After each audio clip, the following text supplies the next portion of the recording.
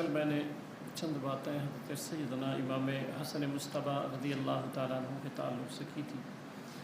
تھوڑی سی باتیں ہم سننے کے بعد اپنے دل و دماغ میں جگہ دیں. یہ اہل بیت اطہار میں سے ہیں اور میرے آقا صلی اللہ علیہ وسلم فرماتے ہیں کہ لا يدخل قلب امرئ ایمان حتی یحبکم للہ ولقرابتی. سرکار نے فرمایا خدا کی قسم، سرکار نے قسم کھایا، فرمایا خدا کی قسم کسی شخص کے دل میں اس وقت تک ایمان داخل نہ ہوگا جب تک کہ وہ اللہ تعالیٰ اور میری قرابت کی وجہ سے تم سے محبت نہ کرے. یعنی کسی شخص کے دل میں اس وقت تک ایمان نہیں داخل ہو سکتا ہے جب تک وہ اہل بیت طہار سے محبت نہ کرے. یہ فرمان مصطفیٰ صلی اللہ علیہ وسلم ہے. ٹھیک ہے. اور پھر ایک موقع پہ سرکار فرماتے ہیں کہ کوئی بندہ اس وقت تک مومن نہیں ہو سکتا جب تک میں اس کے نزدیک اس کی جان سے بھی محبوب تر نہ ہو جاؤں، یعنی حضور صلی اللہ علیہ وسلم. پھر فرمایا اور میرے اہل بیت اسے اس کے اہل خانہ سے محبوب تر نہ ہو جائیں. امام حسن سے آپ حضرات جب تک اتنا محبت نہ کریں کہ ان کی محبت آپ کی اولاد پر غالب آ جائے. آپ کی جو اولاد ہے گھر میں تو ان سے کہیں زیادہ حسنین کریمین سے محبت کریں. یہ ایمان کامل کی نشانی سرکار نے بتائی ہے. اور میری اولاد اسے اپنی اولاد سے بڑھ کر محبوب نہ ہو جائے اور میری ذات اسے اپنی ذات سے محبوب تر نہ ہو جائے. یہ کیفیت دیکھیں کہ کیا ہماری اولاد زیادہ ہمیں یاد آتی ہے یا حسنین کریمین اہل بیت اطہار. اگر اہل بیت اطہار یاد آتے ہیں اور ہماری اولاد کی محبت کم ہے، ان کا درجہ زیادہ ہے، تو یہ ایمان کامل کی نشانی سرکار نے بتائی ہے. میں آپ کو ایک روایت یاد آئی. امام عبد الرحمن صفوری رحمۃ اللہ تعالیٰ علیہ نے نزہۃ المجالس میں لکھا ہے کہ حضرت آدم علیہ السلام کو جب اللہ تعالیٰ نے بنایا اور حضرت حوا رضی اللہ تعالیٰ عنہ چونکہ بائیں پسلی سے بنائی گئی نا حضرت آدم علیہ السلام کی. اچھا ایک نقطہ یہاں اور سمجھا دوں کہ بائیں پسلی سے کیوں بنائی گئیں.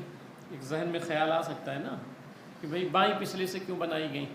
کوئی بھی کام ہم لوگ کرتے ہیں تو داہنے ہاتھ سے شروع کرتے ہیں نا. کھانا کھاتے ہیں داہنے ہاتھ سے، مسجد میں قدم رکھتے ہیں تو داہنا پیر رکھتے ہیں. تو حضرت حوا کو جب بنانا ہوا تو دائیں جانب بھی تو پسلی ہے، تو بائیں پسلی سے کیوں بنایا؟ داہنے سے بنا دیتا اللہ تعالیٰ. اللہ کے ہر کام میں حکمت ہے. یا سر میں ہڈی ہے، سر کی ہڈی سے بنا دیتا، یا پیر میں ہڈی ہے، پیر کی ہڈی سے بنا دیتا. تو کوئی حکمت تو ہوگی نا کہ جو بائیں پسلی سے بنایا ہے. ایک حکمت میں عرض کرتا ہوں کہ اللہ تعالیٰ نے سر کی ہڈی سے حضرت حوا رضی اللہ تعالیٰ عنہ کو اس لیے نہیں بنایا کہ ایک میسیج ہے یہ ہمارے لیے کہ کسی بھی خاتون کو اپنے آپ سر پہ نہ بیٹھائیں. اگر سر پہ بیٹھائیں گے تو بھی زندگی تباہ ہو جائے گی. پیر کی ہڈی سے اس لیے نہیں بنایا کہ عورت کو اتنا ذلیل اور رسوا بھی نہ کرو یا اس نظر سے بھی نہ دیکھو کہ پیر کی جوتی سمجھو آپ. پھر بائیں پسلی سے اس لیے بنایا کہ دل جو ہوتا ہے وہ بائیں پسلی کے قریب ہوتا ہے. دل دائیں جانب تو نہیں ہوتا نا، دل بائیں جانب ہوتا ہے. تو اللہ کا یہ میسیج ہے پوری دنیا کے انسانوں کے لیے کہ عورت سے جب آپ بات کریں تو محبت کے ساتھ بات کریں. یہی وجہ ہے آپ دیکھیں گھریلو حالات کیوں بگڑتے ہیں کہ آپ غصے میں بات کرتے ہیں. اپنی بیوی کو کوئی حکم دینا بڑے غصے اور جلال میں دیے. اب اگر آپ جلال اور غصے میں دو گے نا طلاق تو ہو جائے گا مگر وہ کرے گی نہیں. یہ آپ کا تجربہ ہوگا. اگر کوئی بات بول دیے تو جھگڑے ہو جاتے ہیں. 2 مہینے بات چیت بند رہتی ہے اور وہ نہیں مانتی ہے. یہ میسیج ہے اللہ تعالیٰ کا کہ جو ہے عورت سے جب آپ بات کریں نا تو محبت سے بات کریں. آپ کبھی یہ پریکٹیکل کر کے دیکھیں کہ اگر عورت سے آپ محبت سے بات کریں نا تو جو کام کہیں گے وہ مان لے گی. اور اگر آپ غصے میں اور نفرت سے کوشش کریں گے طلاق ہو جائے گا، جھگڑے ہو جائیں گے مگر مانے گی نہیں. تو یہ اللہ کا میسیج ہے. کہنے کا مطلب یہ ہے. اور میرے آقا صلی اللہ علیہ وسلم فرماتے بھی ہیں نا. اب جیسے ہم لوگ یہاں تقریر کریں اور آپ کو سمجھائیں کہ بھئی گھریلو معاملات ایسے کرو، اب ہم لوگوں کے خود کے نہ ٹھیک رہیں تو پھر یہاں کھڑے ہو کے تو پھر ہم جھوٹ ہی بول رہے ہیں نا. تو اس لیے ہر کسی کو اپنے گھریلو، باہر تو ہر کوئی ٹھیک ہے، جیسے اس میں آتے ہیں نا تو ہر کوئی فرشتہ ہوتا ہے، یہاں آئے تو ہر کوئی نیکی ہوتا ہے نا. اب یہ چیز اگر آپ باہر لے کے چلے جاؤ کہ جیسے یہاں نظروں کی حفاظت ہے، کاش ایسا ہو کہ مسجد کے باہر بھی ایسے رہیں آپ. دکان میں ہے وہاں بھی ایسے رہے، یہ کیفیت پیدا کرے جو اس وقت آپ بیٹھے ہیں، تو پھر یہ اصل زندگی ہے تقوی والی۔ اللہ کے رسول صلی اللہ علیہ وسلم فرماتے ہیں کہ تم میں سے سب سے بہترین شخص وہ ہے جس کا تعلق اپنی بیوی کے ساتھ اچھا ہو، اور آپ کا پیر صاحب سے بھی اچھا ہے، امام صاحب سے بھی اچھا ہے، ادھر ادھر بھی اچھا ہے، گھر میں مسئلے ہیں، بیوی سے نہیں جم رہی، بیوی کے حقوق نہیں ادا کر رہے ہیں۔ اگر اس کے حقوق آپ نہیں ادا کرتے ہیں، میں تو اکثر یہ کہتا رہتا ہوں کہ بیوی کی جتنی قربانی ہے نا کسی کی نہیں رہتی ہے۔ آپ دیکھیں کہ گود میں بچہ ہے، مارکیٹ جا رہے ہیں تو بچہ بھی وہی لیے رہے گی، بھاجی کا تھیلا بھی اسی کے ہاتھ میں رہے گا، اور صاحب اپنا آگے آگے چل رہے ہیں یا پیچھے پیچھے چل رہے ہیں، سب کچھ اسی کو تھمائے ہیں۔ مئی جون کا مہینہ ہے، یہ قربانیاں بتا رہا ہوں کتنی قربانی ان کی ہوتی ہے۔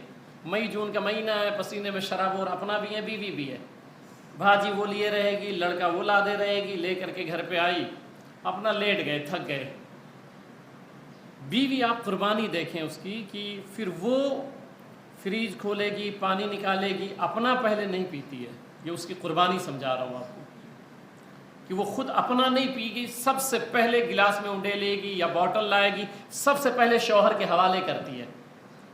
اب آئے آپ بھی ساتھ میں ہو، سب سے زیادہ بوجھ وہی لاد کے لائی ہے، مگر اس کی یہ قربانی ہے۔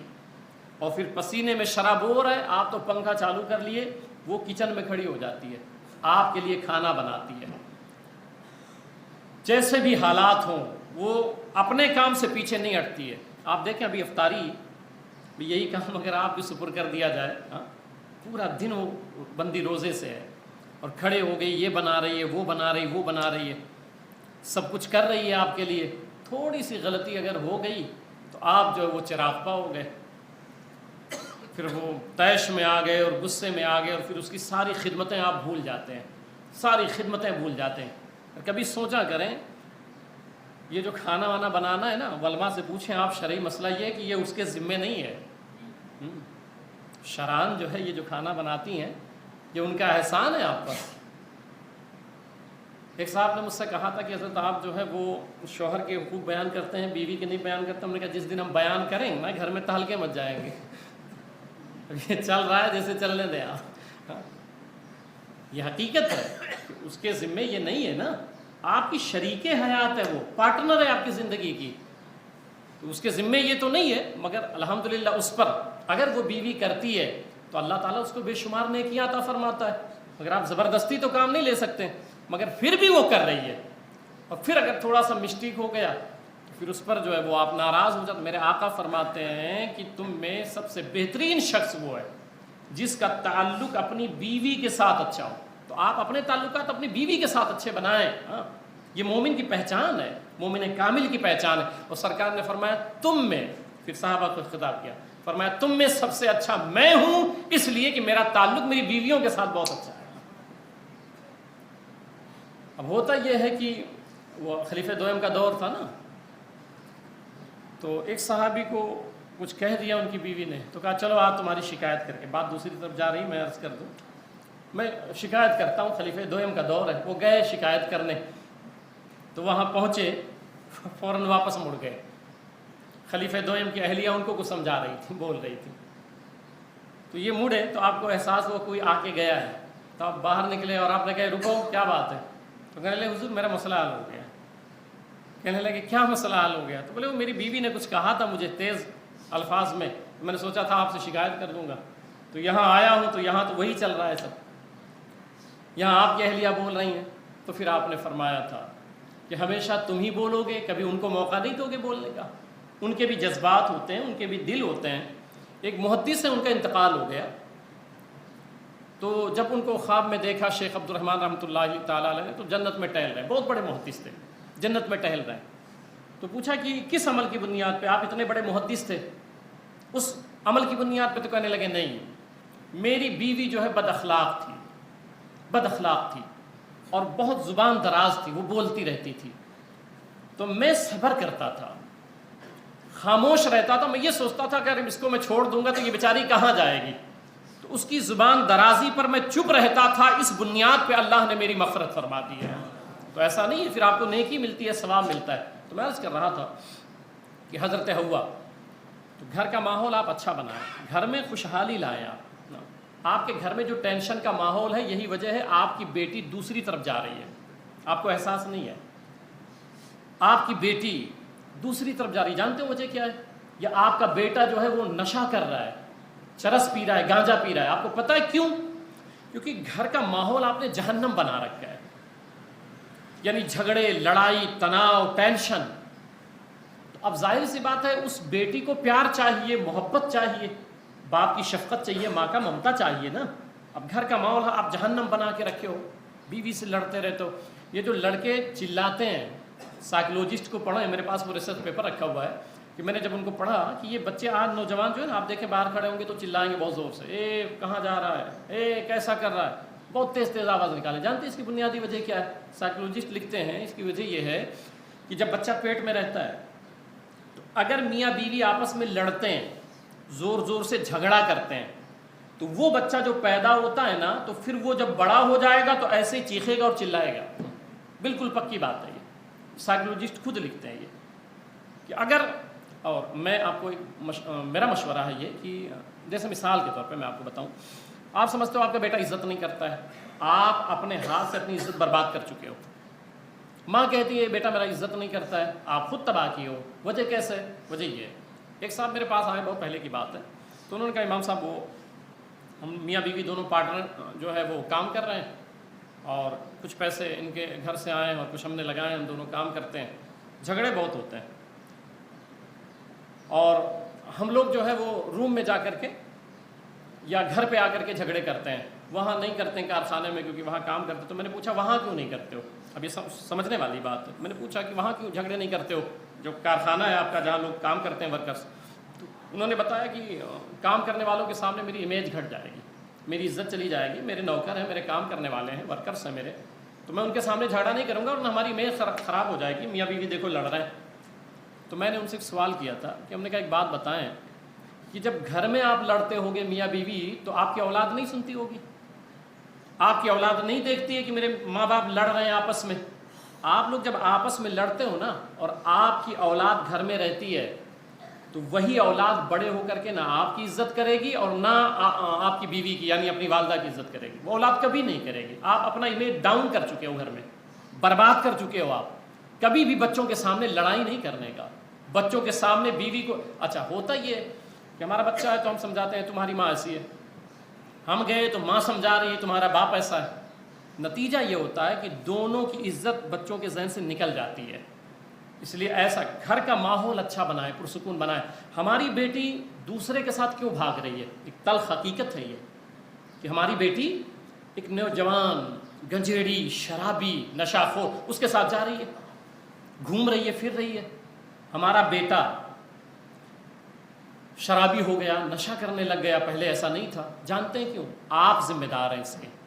وہ اس طرح کہ اس بچی کو آپ کے پیار چاہیے، گھر میں محبت چاہیے، اور آپ لڑائی جھگڑا پورا ٹھانے ہوئے ہو۔ اب بیٹی کو پیار نہیں ملا گھر میں، نہ ماں سے نہ باپ سے۔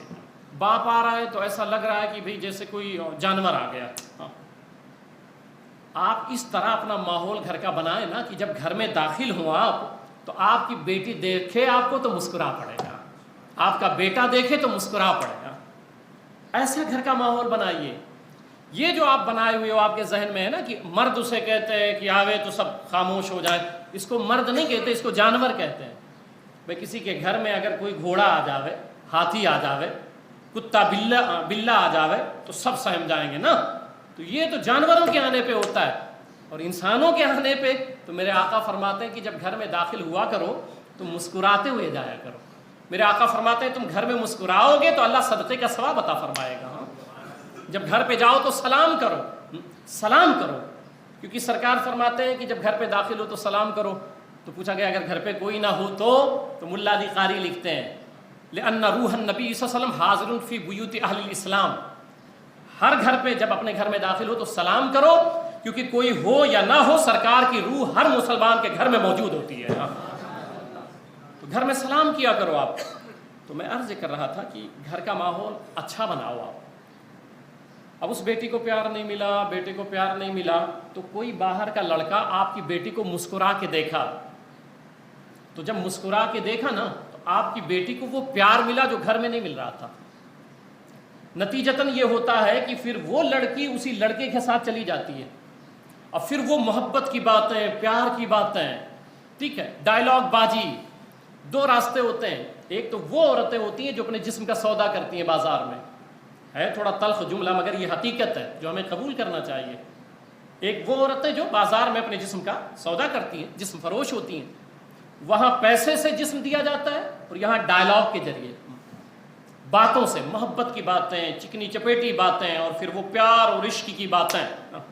فرق اتنا سا ہے کہ وہاں پیسے سے جسم بکتے ہیں اور یہاں ڈائلاگ بازی سے.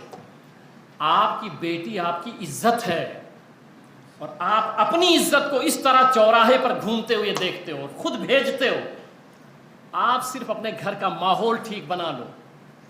جب آؤ نا تو بیٹی کا پیشانی چوما کرو. میرے آقا کو دیکھیں نا کہ وہ جب ان کی شہزادی آتی تھیں تو پوری کائنات میرے آقا کے لیے کھڑی ہوتی ہے، مگر اپنی بیٹی کے لیے میرے سرکار کھڑے ہو جایا کرتے تھے. یہ بیٹی کا مقام، سرکار ان کا ہاتھ چومتے تھے، ان کی پیشانی چومتے تھے. یہ صرف پڑھنے کے لیے نہیں. آپ اپنی بیٹیوں سے گھر میں پیار کریں، اپنے بچوں سے پیار کریں. یہ آپ دیکھیں چرسے بتاتے ہیں ہمارا لڑکا بھی چرسی ہو گیا، ہمارا لڑکا بھی نشہ کرنے لگا. کیوں نشہ کیوں کر رہے ہیں؟ آپ اس کی طرف کبھی دھیان دیں. میں موضوع سے ہٹ گیا مگر بات سنیں. آپ نشہ کیوں کرتے ہیں بچے جانتے ہیں؟ مینٹلی وہ ڈسٹرب ہے. اب ان کو سکون چاہیے.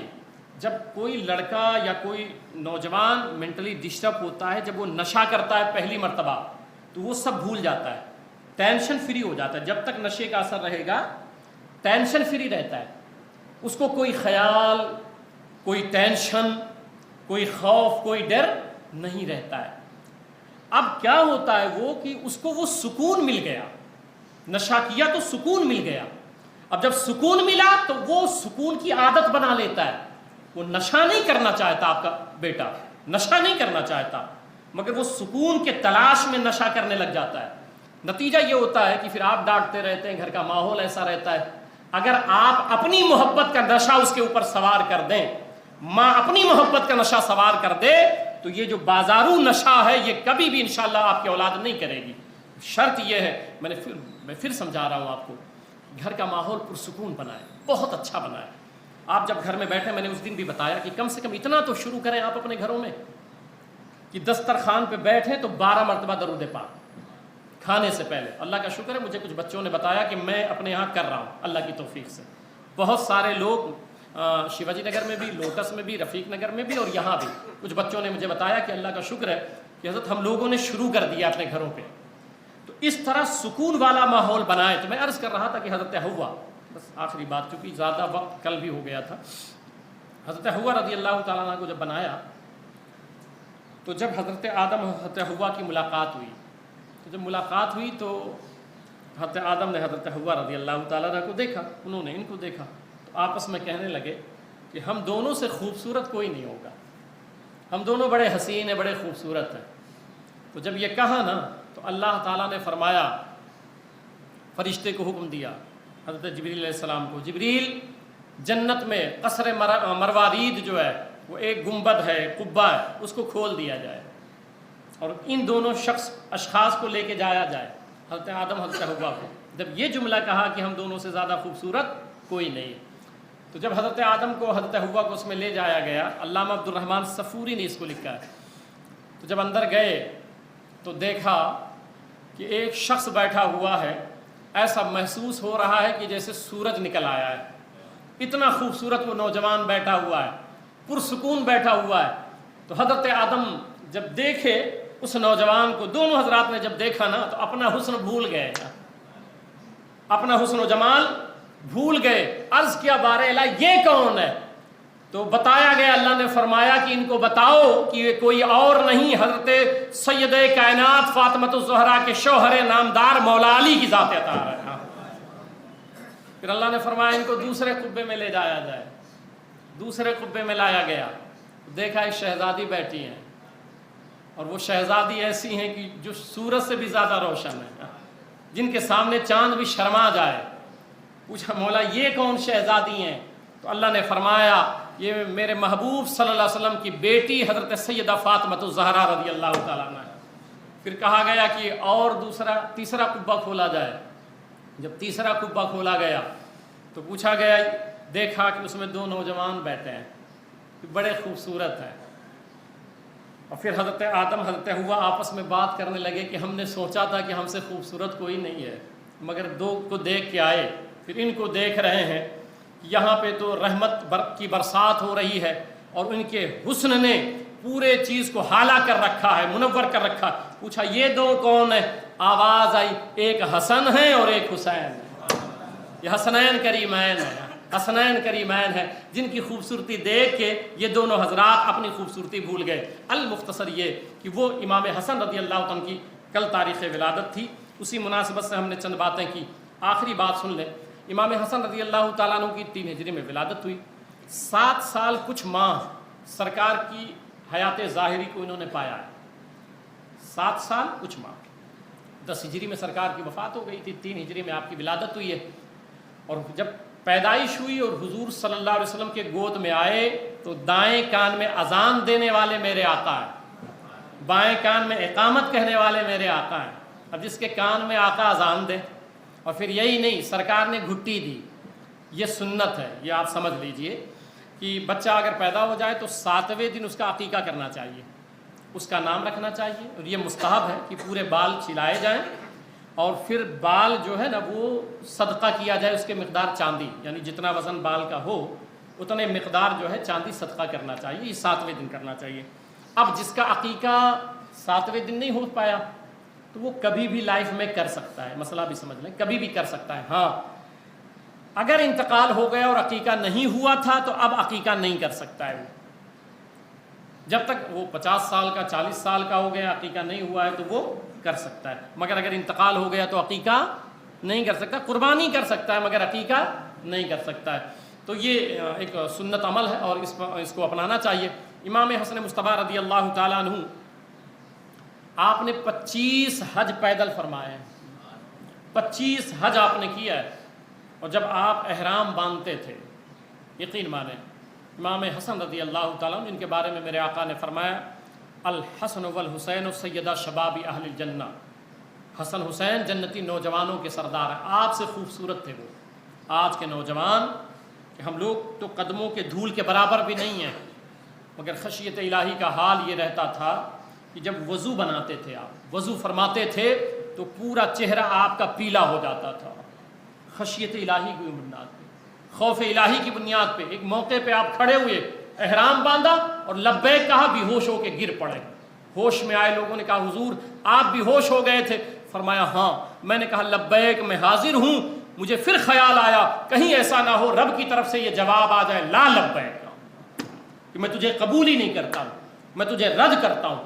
یہ خشیت الہی تھی امام حسن مصطفیٰ رضی اللہ تعالیٰ عنہ کی ذات میں اور ان کے دل میں. اللہ تعالیٰ امام حسن مصطفیٰ رضی اللہ تعالیٰ عنہ کی خشیت کے صدقے میں ہم سبوں کی مغفرت فرمائے. کھڑے ہو جائیں، صلاۃ والسلام پڑھیں.